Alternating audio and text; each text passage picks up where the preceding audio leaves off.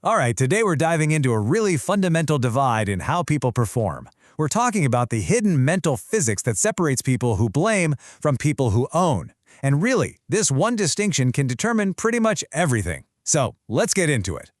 You've got to wonder about this. It's a question that really gets to the heart of what makes people succeed or fail. And you see it everywhere, right? In business, in sports, in your own life. You have the exact same market crash, the same project that goes sideways, the same surprise obstacle. And yet, the people involved end up in wildly different places. And this is the critical difference. For one person, that setback is the end of the story. They get stuck, they get bitter. But for the other person, they somehow use that exact same event as fuel. They don't just survive it, they come out the other side more capable, more formidable. The setback literally becomes a launch pad. Okay, so I want to be super clear about something. This is not a pep talk. We're not here to give you some motivational hype. We're here to look at the mechanics, the actual mental physics that are at play. We're going to extract the signals that determine who adapts and wins and who just collapses under pressure. So, that brings us to our first signal. And, it's a little counterintuitive. Real power, it isn't about controlling everything that happens to you. That's impossible. It's about controlling your response.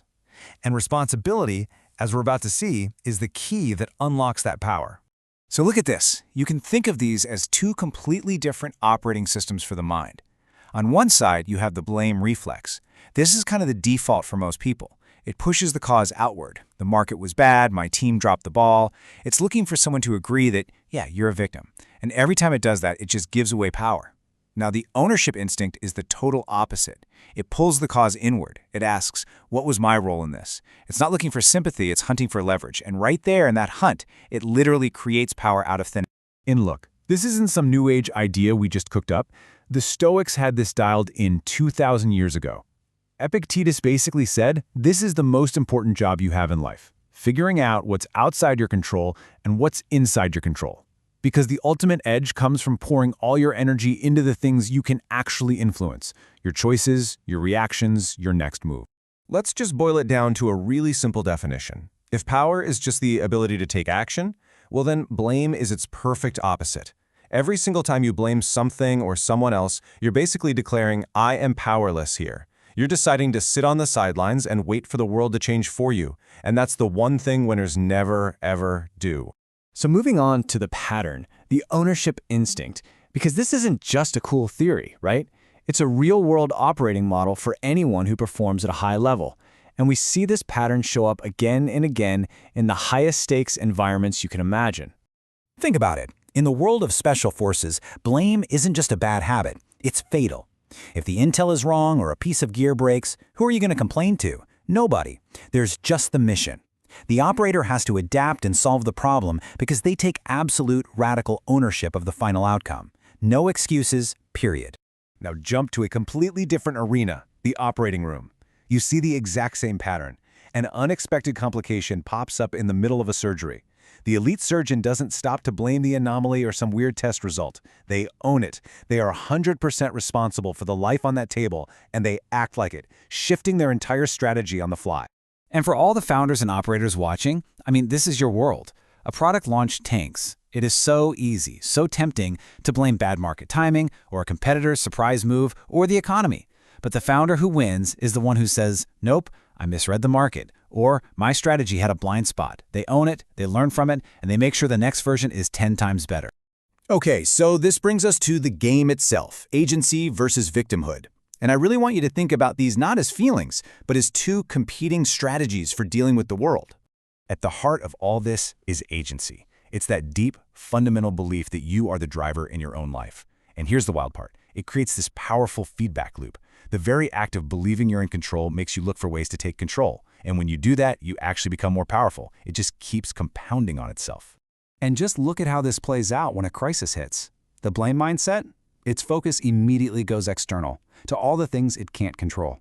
Its decision speed grinds to a halt because it's waiting for perfect information or for someone else to fix it. And learning? It's completely frozen. Because if nothing is ever your fault, well, then there's nothing to learn, is there? The ownership mindset, on the other hand, immediately focuses inward on the next move, makes decisions way faster because it's okay with messy conditions, and it learns from everything because every outcome is just more data. So let's be really precise about what victimhood is. It's not just a state of mind, it's a strategy. And honestly, it's a pretty effective short-term strategy. For one thing, protecting your ego from the sting of failure. But here's the problem. It comes at a huge price. You get that little hit of emotional relief, of feeling right, but you trade away all of your future power and leverage to get it. And that trade-off, well, it has some absolutely devastating long-term costs.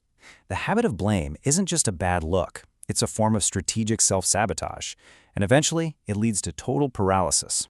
You know, this reveals a really critical truth. The world doesn't care if you were factually right about why you failed. It doesn't give out awards for that. It only rewards being effective. That little emotional rush you get from blaming someone else is a total trap. It feels good for a second, but it's the very thing that keeps you from ever becoming effective. And the consequences just cascade. It's a domino effect. When your learning loops freeze, you become strategically paralyzed. You can't make good moves. That leads to a really brittle identity, which just eats away at your sense of agency. And the end result? You risk becoming totally irrelevant because the world just keeps moving on without you. So, if that's the cost, what's the alternative? What's the edge that winners have? It's this incredible ability not just to tolerate failure, but to actually metabolize it, to literally break it down and turn it into fuel for their next success. And it's a repeatable process. It's a mental algorithm you can run every time. Step 1 is the input. Some kind of setback happens. Step 2, the process. You make a conscious choice to assume 100% ownership of it, no matter what. Step 3, action. You ignore blame and immediately start hunting for points of leverage. You're asking, what can I do right now? And step 4 is the output. You adapt. And because you've learned something, you are now smarter, stronger, and more powerful than you were before the setback. Okay, so now we're going to turn this whole analysis inward, because understanding the physics is one thing. Applying it is something else entirely. And it all starts by asking yourself some sharp, probably uncomfortable questions. First one, and be brutally honest with yourself here. In your business, your career, your life, what or who are you blaming right now? Is it the economy? Is it a competitor, a teammate, some event from your past? Just name it. Okay, now for every single thing on that list you just made, ask yourself this question. How could I own responsibility for this instead? What part of this outcome can I truly own?